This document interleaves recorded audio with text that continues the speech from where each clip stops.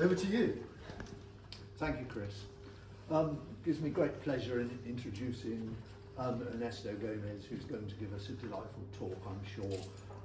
Perhaps I'll just set the scene that he'll be talking about Sir Henry Wentworth Acland, an Oxford man, a Christchurch man, a man of many talents and a true Victorian. He was Radcliffe librarian, physician to the Radcliffe Infirmary, Regius Professor of Medicine. He took a leading part in the revival of the Oxford Medical School. He was the curator of the University Galleries and the Bodleian Library. He was at the centre of social and intellectual life in Oxford, and actually living in the centre of Oxford, well, almost. To be precise, this building actually was built his house having been knocked down for that purpose. So he lived exactly where we're all standing now, 40 to 41 Broad Street.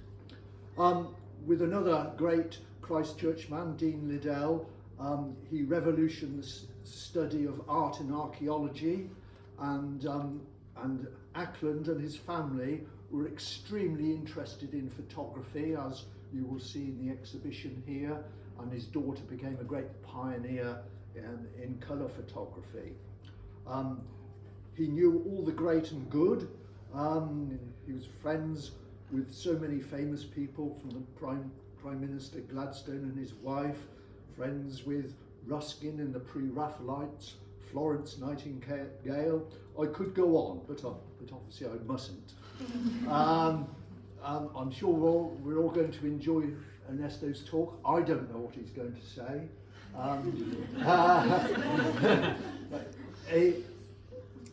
He has this great passion for sailing, and it's reflected in this exhibition. Acland had a great passion for sailing as well. Here is a caricature of him in 1876. It's produced by undergraduates in the university. It's strange that, well, perhaps it isn't, that they recognised his interest in sailing, because here he is when all the other parts of his life could be demonstrated, is sailing, which he has shown. So for no further ado, I'm going to pass over to Ernesto. As I say, thank you. Just finally, two great nations which have a great naval past. I did mention the Armada once, but got away with it. Thank you. Well, thank you very much to Chris Fletcher for allowing me to come to the upper deck. It's a great pleasure. I'm always normally to find me somewhere else, but today it's a great pleasure to be here, and I'm very grateful for this opportunity. I'm very grateful also for Colin Harris for using 5 minutes, so I only got 5 minutes. Oh, sorry. Basically, just that I had a haircut, and my wife told me to practice this speech, and it took me 40 minutes. So I'm going to change the whole thing 180 degrees, and I'm going to explain you what's going on here.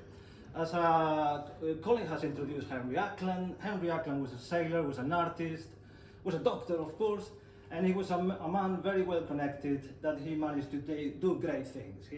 For us, we know him as the founder of the driving force of the Natural History Museum and other big projects, but we are going to focus on the summer activities. His two main recreations, they were yachting, sailing, sketching, art, and writing. He wrote thousands of letters, and thanks to them I had 3 inspections on my optician.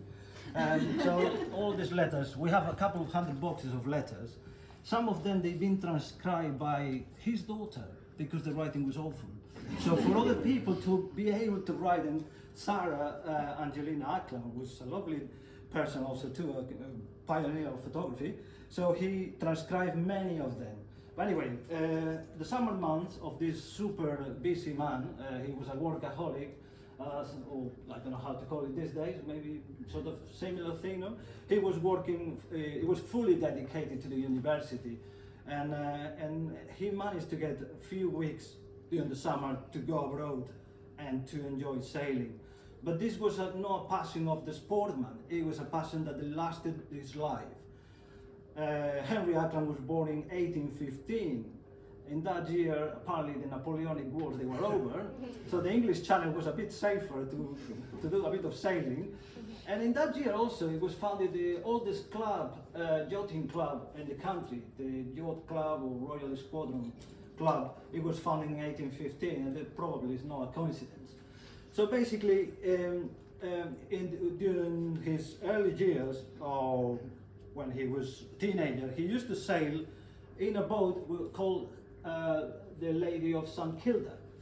This belonged to his father, and they sailed to Scotland in several occasions. They also sailed to Spain and to Lisbon.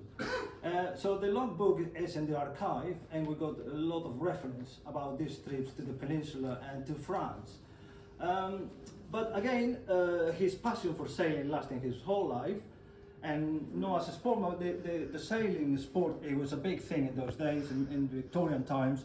We got here a sample of literature, the narratives of the yacht owners. They decide to publish something about the cruises. Unfortunately, we don't have any book published by Acland about his cruises. But I have to tell you, Henry Acland sailed around 20,000 nautical miles. He visited all the 7 seas. He went to the Med, went to the Bay of Biscay, he crossed the Atlantic.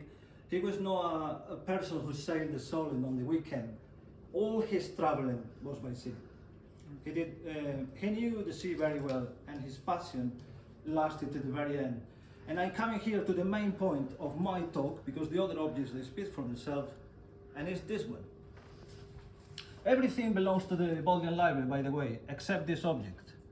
This is a clock, and it was made by my father. My father, he was on holidays here, and I'm asking, do you want a holiday task? He said, yes. Can you make a replica of this clock? And he said, oh well, I'll try it. So this is the replica of this clock. This is a photograph taken by Henry Acland in 1891 on board a Royal Navy ship called HMS Volage. You will have the photographs here. This is a very, very old-fashioned sailing ship, a square rig, and a sailing fleet with 4 others, or 3 others. And this was an amazing experience, a life experience. He wrote letters and letters. He wrote the journal of this, where he described how to write the story. So on this item, Acland 12, you see a piece of writing. We see Henry Acland as a writer. It's the only piece of fiction that we have. The rest is just normal day-to-day literature. But this is a beautiful piece of writing, sort of a bit of Alice in Wonderland style a bit. The main character is a cat, and the cat is painting the clock. And so this item, which is actually a manuscript, describes how this is produced. So there's an interconnection of all these items. And the rest is just pure enjoyment for your eyes, because he was an artist. He produced thousands of watercolors. Not all of them are here, a small amount are here. Here is one of the prettiest ones. But in Toronto, in Canada, there are almost 250, and other libraries in Devon, there are only 200.